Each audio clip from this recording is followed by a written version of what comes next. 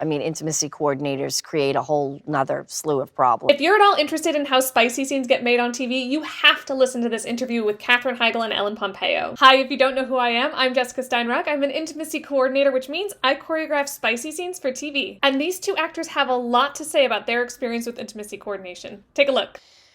I mean, but the intention behind it is good. Yeah. The execution is always sometimes weird because how do you train to be an intimacy coordinator? How do you train to become an intimacy coordinator is a super valid question. This role has actually only been around from like 2017, 2018, so it's relatively new. So it's not very surprising that Ellen Pompeo has had inconsistent experiences with intimacy coordinators. That said, it's not that we're not without standards. SAG-AFTRA, the Actors Union, has done a great job of putting out guidelines for intimacy coordinators. And in fact, I run a training organization that is accredited by SAG-AFTRA. That means we are providing hundreds of hours of training so that we get a more consistent experience with intimacy coordinators on set. And hopefully more experiences like what Katherine's going to talk about next. She talks about her experience on Firefly Lane, and you just have to watch it. I had this experience on Firefly Lane. I'm like, I'm an old Hollywood broad, bitch. I know what I'm doing. You don't have to tell me how to make out on camera, okay?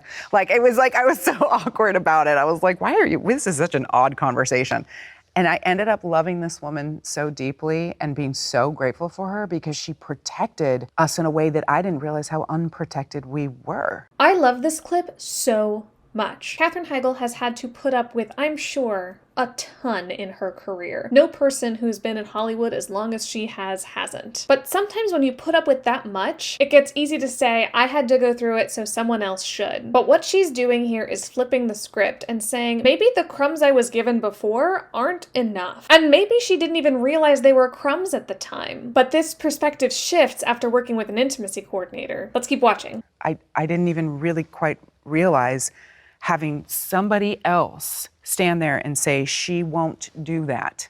Right. Find another way to shoot it. I was like, or find another way to write it. This is great. Okay, this point is so important because actors for decades have to carry this additional mental load, especially during intimate scenes, where they need to both figure out how to be in character and do all of that stuff, and also protect and advocate for their own boundaries. Can you imagine the lift of load that happens when someone is there doing that work for you, so that all you need to do as an actor is just act? And this comes into play especially with young actors, which she talks about next. And I was so grateful to her as well because we did have young girls on the set. They were playing Kate and Tully at 14 and 15, and they had, you know, stuff they had to do. There was a rape scene, and for her to be there protecting them, I was like, oh, I felt this weight off of me in a way that I didn't feel like I had to somehow find a way to fight those battles for these girls. And, you know, I'm always the bad guy. It's just, people like me to be the bad guy. I like giving them that. You know, we can make each other happy. Really strikes me in this piece is Katherine's experience of needing to protect other actors around her.